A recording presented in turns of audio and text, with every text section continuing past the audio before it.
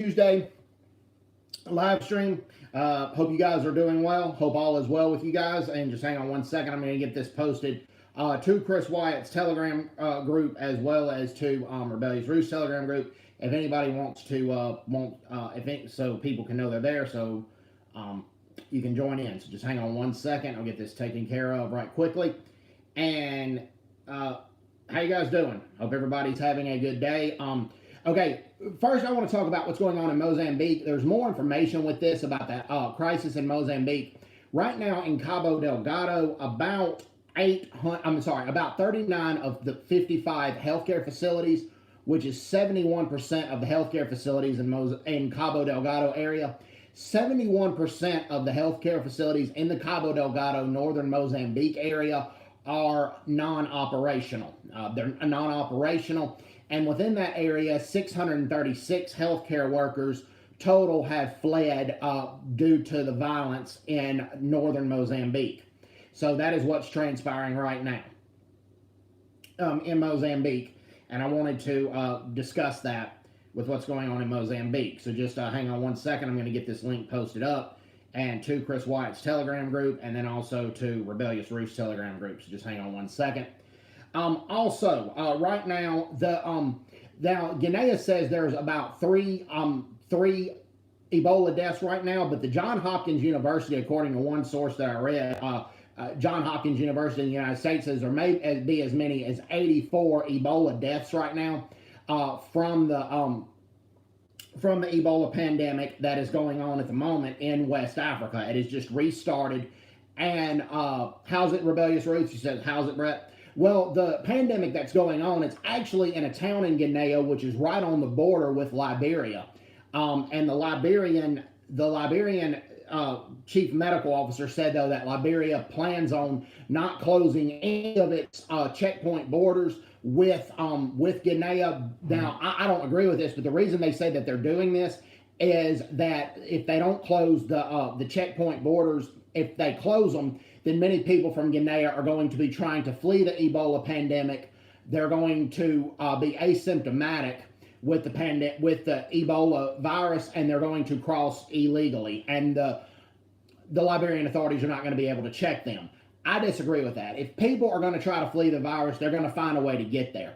What they need to do is they need to activate the Liberian army and activate every single soldier, including reservists that they have, and they need to form soldiers at the borders, at all border crossings, and keep anyone from Guinea from entering Liberia. That's what needs to happen, I firmly believe. But George Weah, the president of Liberia, says he has already put Liberia under high alert for this. Now, that is the latest that is going on with the Ebola pandemic in West Africa. Cameron Engelbrett says, hey, Brett. Hey, Cameron, how are you? Hope all is well with you. So that is what it's talking about with Mozambique. Also talking about what's going on in Liberia. Now, one thing I wanted to get to with Southern Africa, with South Africa and Zimbabwe and Namibia, and this is to try to get to gap the difference of opinions between blacks and whites on this issue. What a lot of ANC supporters in South Africa and SWAPO supporters in Namibia and ZANU-PF supporters in Zimbabwe have said was, like, when Mugabe first took power in 1980 in Zimbabwe, they say that all is well. What did I miss? All right, Cameron, you said, what did you miss?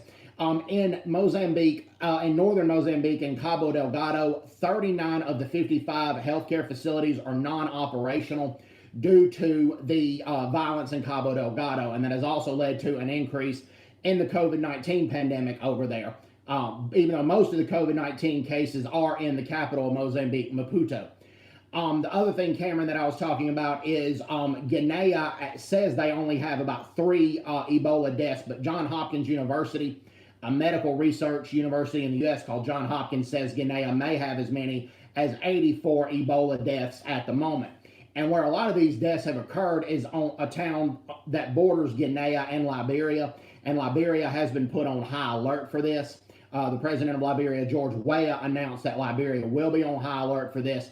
However, the head Liberian doctor the head of the Liberian Doctors Association has said that Liberia plans on not closing any of their border checkpoints with Guinea. I believe that's the wrong decision and the wrong excuse, but the reason they say that they're going to do that is because they believe a lot more people from Guinea will cross into Liberia illegally in the non-patrolled areas. What they need to do, I firmly believe, is they need to activate all the Liberian army, including the reservists. They need to send the army over to the border of Guinea and have them patrol the areas that are not checkpoints, and turn away anybody who is trying to come in from Guinea to try to contain the Ebola pandemic. But back to what I was talking about with South Africa and Zimbabwe and in Namibia. Okay, yes, when Mugabe took power with the ZANU-PF in 1980, at first the whites' property was not seized, the farms were not seized at first, and a lot of that happened. I mean, a lot of the whites were allowed to carry on with their day-to-day lives. However, but the whites, a lot of them didn't vote for ZANU-PF ever, and in Namibia, they've never voted for SWAPO hardly, and not too many whites have ever voted for the ANC in South Africa. Now, here's what I have to say about it. Okay, even when Mugabe took power, and this is when Mandela came to power in 1994, and Mandela never took anything from the whites. Now, they did have expropriation, but with compensation. But the reason a lot of whites in South Africa, as well as Zimbabwe, never supported ZANU-PF or they never supported the ANC was for two reasons. One, at the time, the heads of the parties at the times when they first took power were not anti-white. But both Mugabe and Mandela had a lot of anti-white people in their cabinets. They had a lot of anti-white people in high positions in the ANC, and they never disciplined them, number one. Number two, when apartheid first ended, many white South Africans were able to look at the ANC manifesto and look at what the ANC stood for, and the ANC had very little, if any, respect for private property rights or for any sort of private property. And no respect for a free market economy. So a lot of people were against the ANC, not because they were a predominantly black party, but because they feared it was only going to be a matter of time before their businesses were going to be expropriated without compensation. So they were scared of their property being taken, not because it was a majority black party. And for the longest time, from 1994 until about, I want to say 2006 in South Africa, many whites stayed away from politics and just concentrated on their day-to-day lives. And the economy actually, as I've said, increased under Thabo Mbeki. But the reason a lot of whites didn't back Thabo Mbeki was the same reason a lot of blacks didn't at the end of the day, and he got ousted by his own party, was because Thabo Mbeki denied the AIDS crisis. He wouldn't allow HIV contraceptives in public hospitals, and it angered South African blacks and whites. Also, under Mandela's administration, now he himself wasn't corrupt. He didn't collect his paychecks, which he could have, and he gave a lot of his paycheck to charity. However, there was a lot of corruption that went on in his party, and he kind of just turned a blind eye to it, and he really didn't prosecute aggressively the people who were corrupt in his party.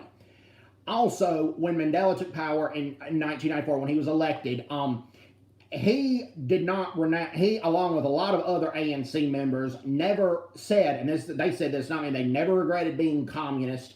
They never regretted, like I said, being communist, number one. Number two, they wouldn't renounce that. Even though Mandela didn't really nationalize anything, which he didn't. Mandela didn't nationalize anything. And a lot of the whites were able to keep their farms. He wanted to make farm attacks a priority crime. He said so, and under Mandela's administration, whatever was taken from white farmers was compensated, and they were compensated very well. However, as I pointed out, there was anti-white in his party, and he didn't discipline it well enough at all. Even though he did allow the Springboks to keep their name, and he allowed Springbok rugby to continue. Also, another thing that he did was, again, Willem Pitzer talked about some corruption scandals that happened too in 1996, and Mandela really didn't discipline the situation. Okay, so many whites were distrustful of the ANC with that. And then number three, Mandela never regretted being a communist. And when he took power, he formed a close friendship with Cuban dictator Fidel Castro. I know that because I've been to Miami several times. Miami is only 90 miles north of Cuba, and they have a very, very heavy Cuban population. And the city of Miami was going to give Nelson Mandela a key to their city, but they retracted that when Nelson Mandela praised Fidel Castro. And a lot of Cubans in Miami fled Cuba to go to Miami because to escape Castro's oppression. And Mandela held Castro as a great leader. Cameron says he's headed out. Just popped in to say hello. Good night, Cameron. Take care. Hope all is well.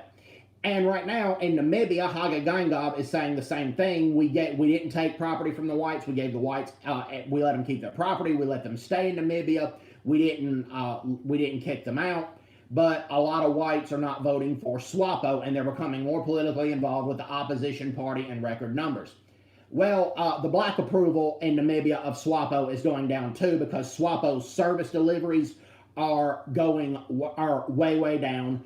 Crime in Namibia has gone up. Namibia is still a lot safer than South Africa, but it's a lot more dangerous than it used to be.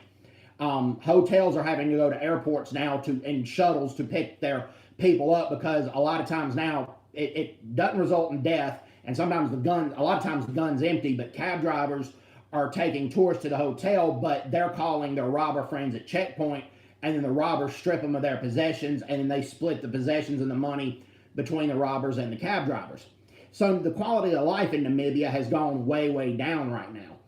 And that is why many white Namibians are involved. They stayed out of politics, and they did so in Zimbabwe until about 2000. They stayed away from politics, but based on a lot of the party's manifestos, they couldn't come to support a political party like that. They weren't against the ANC or SWAPO or ZANU-PF because they were black political parties. No, that wasn't it. And they appreciated that that SWAPO and the ANC at the time and the ZANU-PF in the 1980s let them stay and didn't take away their stuff right then and there. And they appreciated that Mandela let the Springbok rugby team stay, but they could not trust a party that basically befriended communist dictators, and they did not regret their ties with communism. As they said, they did not regret their ties with communism. Also, under a lot of these political parties, I touched on it with Namibia, but in South Africa, when Mandela got elected, South Africa also became way more dangerous of a place. Crime increased rampantly under Nelson Mandela. This was true for both blacks and whites.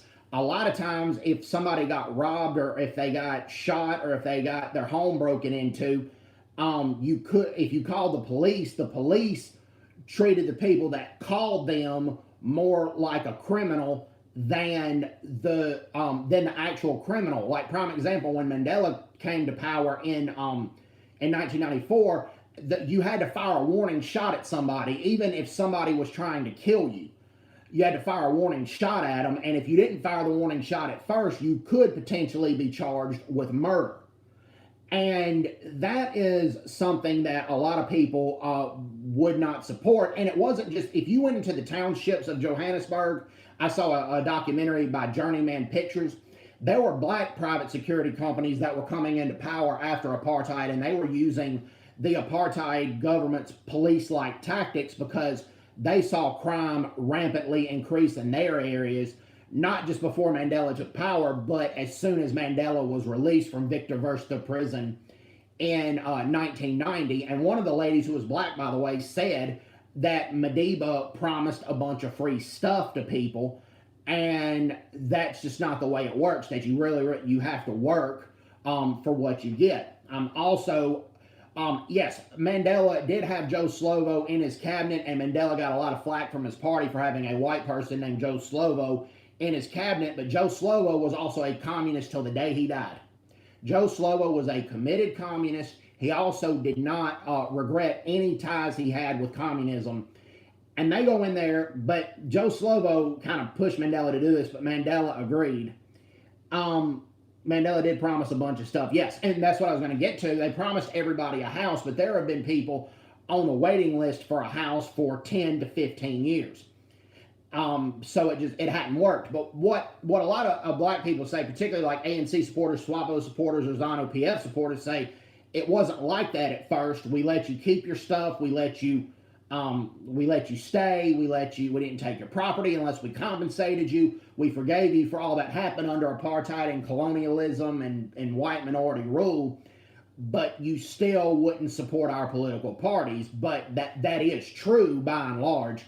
But at the same time, it wasn't because of the people's skin color. It was because there was a lot of pro-criminal policies with these governments. There was a lot of anti-capitalism, anti-private property rights.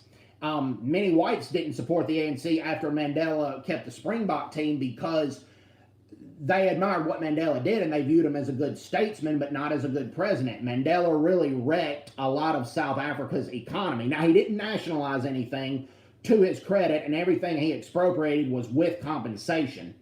But South Africa didn't have economic success under Mandela very much at all. They did under Mbeki, but then at the same time, Mbeki has blood on his hands for not allowing HIV contraceptives in public hospitals. So that's the main thing that I wanted to talk about today. I mean, yeah, that is true.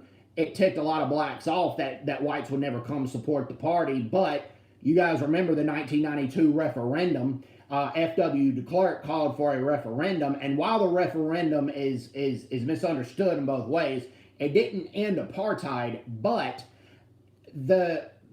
most whites voted for the National Party and the ANC to continue negotiations. Had they voted the other way, the ANC would, F.W. de Klerk could have suspended the negotiations, declared martial law, and say we're going backwards 50 or 60 years. And there wouldn't have been much anybody could have done about that because it was a vote in the referendum. So the 1992 referendum, while it didn't end apartheid, it did do a lot of good things to help end apartheid in the long run. So the referendum was voted. So people always ask, well, did you vote for the ANC in 1994? Did you vote for the ANC in 1999, 2000? No, most whites didn't. Only a handful of them did. But it was because they were able to read the ANC manifestos, which were public, and the ANC had zero respect for private property or property rights or capitalism. So they just felt like it was a matter of time that they were going to lose whatever they had. They just kind of felt like it was just going to be a matter of time. Now, whether Mugabe in the 1980s intended to do that or not, he didn't start doing it until about 2000. But yeah, many Western whites did support Mugabe at first in the 1980s. In the USA and in the UK, he was a poster boy for transforming Africa from white minority rule to black majority rule in the 1980s. He lost favor because he started expropriating land without compensation, and then also he killed a bunch of political dissidents. But most whites in Zimbabwe were not politically involved until 1999 and until 2000. And most whites in Namibia were not involved in politics until this year. I'm talking about Namibia became independent in 1990. Most whites were not involved in politics for almost 30 years. They didn't become involved until this year, because the reason that I say this is that whites are registering in Namibia in record numbers to vote. Most of them have never voted in an election before in their life. But because SWAPO is doing such a bad job running the country, a lot of whites in Namibia are voting in record numbers and registering to vote in record numbers. And in Namibia, you're not going to get typically assaulted because you're white, but you may have like an empty water bottle thrown at you, and you may get cussed out because of your skin color, or get just yelled at. And 10, 20 years ago, that was almost unheard of, but I believe Hagaganga is highly encouraging that kind of behavior. I firmly believe. That's just, that's what Namibians are saying, and German tourists in Namibia say it's still a nice place to go and it's still good, but it's not as safe as it used to be, and it's not as, you have to watch your guard a lot more, and racial tension is a lot higher than it used to be. The EFF is active in Namibia. Now, granted, there was only one EFF member in the entire Namibian parliament, and he didn't get very far. But the EFF is still active in Namibia. But yeah, the EFF is still active in Namibia. So if you guys have any comments or any questions, please feel free to just type them in. I'll be happy to answer them. Okay, most of my streams, as I've said, have focused mostly on what has gone on in Liberia and West Africa, but I've talked about the southern part of Africa too. But today actually was the first day that I actually finished and saw the movie Blood Diamond, believe it or not. Blood Diamond is a really good movie, and I thought it was very, very historically accurate. I really enjoyed it. I really enjoyed Blood Diamond. I thought that Leonardo DiCaprio did a very, very good job in Blood Diamond, and it is a white African accent, whether if they're a white Zimbabwean or a white South African, is very, very hard to get right, but Leonardo DiCaprio got it right, and as Chris Wyatt pointed out, I did not know this, but he had a white African coach before they shot the movie that showed him how to do white South African or a white Zimbabwean accent. But what I wanted to touch on, yes, there were white South African mercenaries that did fight for the RUF, the Revolutionary United Front, against the Sierra Leone government. And then there were ones that were hired by the Sierra Leone government too, because their army was just not equipped to handle it. That's why the British came in and helped the Sierra Leone government during the Sierra Leone Civil War. But many white South African mercenaries fought for them. Now, I wouldn't have done it. As brutal as the RUF was, I don't care what they paid me. I'd have never done something like this. But a lot of them did, because a lot of them couldn't find work in South Africa. The Civil War happened in 1999 to 2006. There were a lot of former South African soldiers, particularly Bush War veterans, had very difficult after apartheid to find any sort of legitimate work, and it was made worse through broad-based black economic empowerment.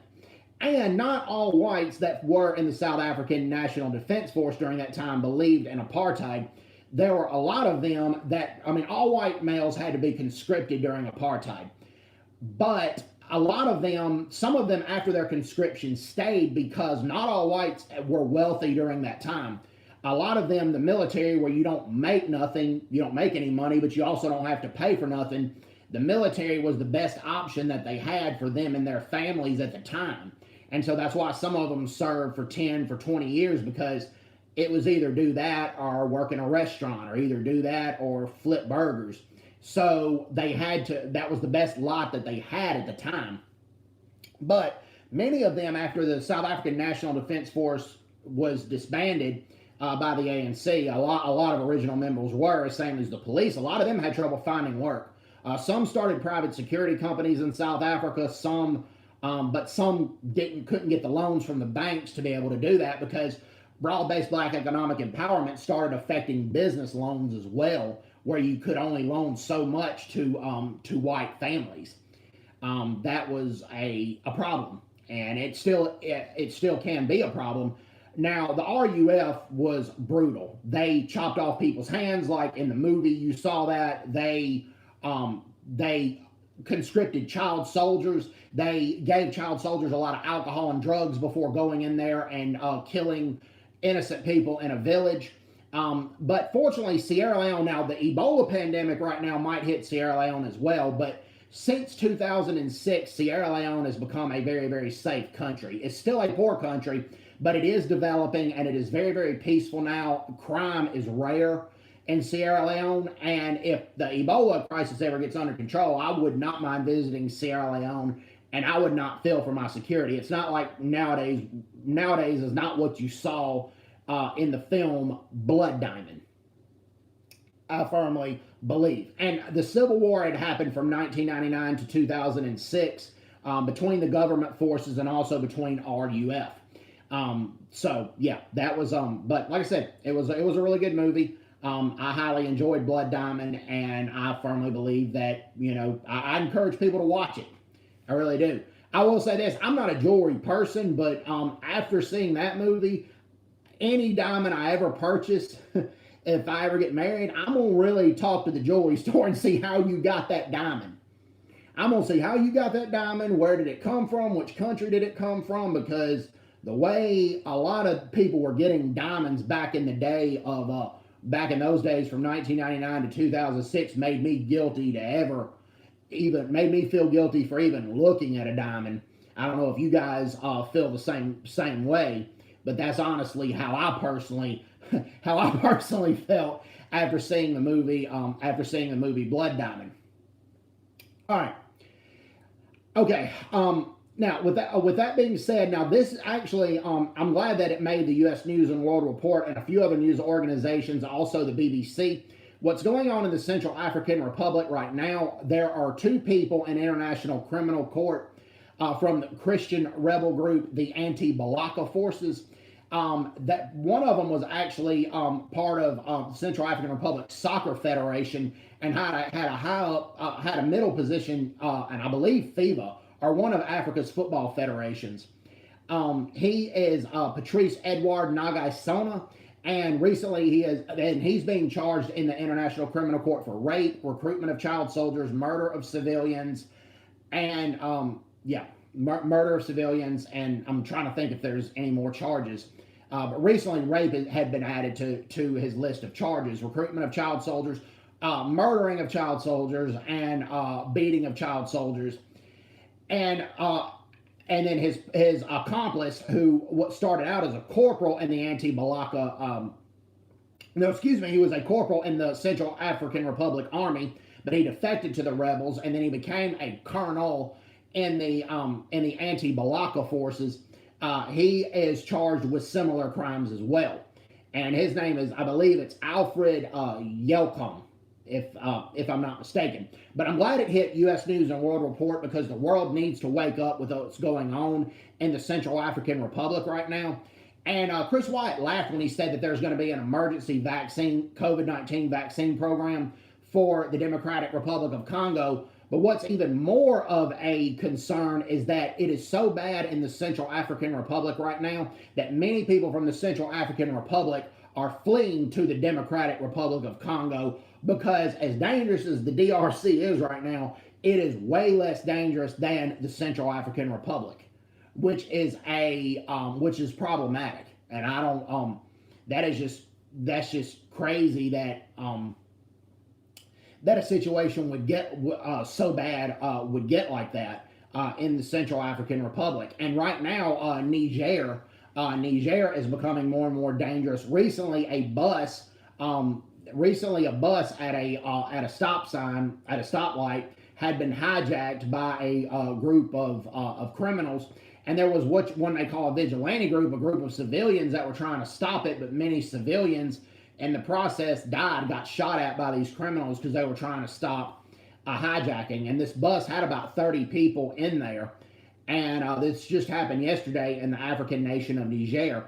Niger has never been a safe country. The capital, Niamey, has been fairly safe and stable. But if you just venture outside Niamey just for a minute out into the countryside, it is just a very, very unstable situation in Niger. That's one reason I support the U.S. military being there and the strong alliance that we have with the Nigerian government, because they do trust us, we trust them. Niger is just a very poor country, but we're trying to counter Islamic extremism in the region, and we're trying to bring more stability to that region.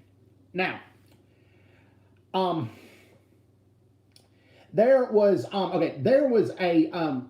two. All right, this was shift focus a little bit. I go to South Korea, and this is just how things are nowadays with like the Me Too movement. But this wasn't harassment; this was bullying. These two girls that are on they're twins. They're fraternal twins, not identical twins, but they're on South Korea's female Olympic volleyball team, and it's looking like South Korea may win the gold in Tokyo with this team, but largely due to these twins. They're Lee Da-young and Lee Jae-young. They play on a professional women's volleyball team in Incheon, South Korea. Well, recently, a former middle school classmate of theirs, now keep in mind, these ladies are in like their late 20s, like 27, 28. This middle school classmate from 14 years ago said that this person was a victim of bullying by them. Said that these girls had threatened this person with a knife, that the girls would steal money from this lady. I think, yeah, it was a teammate of theirs on the middle school volleyball team. Now, there were other teammates as well as other volleyball fans that confirmed that this was the case. And these girls also taunted other players, and these girls also were, made lewd comments. Now, the girls admitted to their shameful behavior in the past, and the girls have said they want to personally meet with this former teammate and with also former fans and bow an apology. Okay. I'm not a proponent of bullying, and I commend what these two female players are doing, but they were in middle school. They were 13 and 14 years old. When you're 13 and 14, you do stupid stuff. Now, you don't threaten somebody with a weapon, even if you don't go through with it. I understand in the heat of a game, you say things that you may not mean because you're trying to win so hard, and somebody may make a mistake, and you may say things to that person that you may regret the rest of your life. I understand that. But at the same time, they were middle school students when all this was going on, number one. Number two, nothing happened to you. They were threats. But nothing happened to you. Number three, it's getting to the point that coaches can't scold the players in sports for making a mistake. And other players can't scold other players for making a mistake. Now, something probably needs to be done, and the girls probably need to apologize, but I'm surprised a middle school classmate that would bring that up unless she was actually stabbed herself. Now, if she was stabbed herself or had a knife pulled to her throat, yeah, then I would bring that up to the internet and make it known what these girls were all about. But it doesn't look like she was stabbed. It doesn't look like they branded a knife in her face, and it also doesn't look like they held a knife to her throat. Now, should the girls have done all that and cursed the other players and yelled at them and taunted them and stuff? No, no, I don't believe that should go on. But I want to get the second side of the story, because they may have just been trying to get the other players to try harder, or the other players may not have been as talented as they were, and they just thought that the other players weren't playing to their full potential like these ladies were. That's the way that I see it. I mean, that's just recently, and then recently that made news all over South Korea because these ladies are Olympic volleyball players, and they may help lead South Korea to the gold medal in Tokyo this summer. So that's the latest news there. All right, Chris White. It looks like Chris is about to come up. He's probably already streaming right now, so I'm gonna end this stream. I don't know if I'm gonna stream again at the end of Chris's show, Night Owls Edition. I'll let you guys know if I am. But thank you guys so much for tuning in. I'm now at 941 subscribers. So thank you guys so much for this, and hope everybody's doing well. Take care. God bless, and bye bye. Bye bye. So just hang on one second.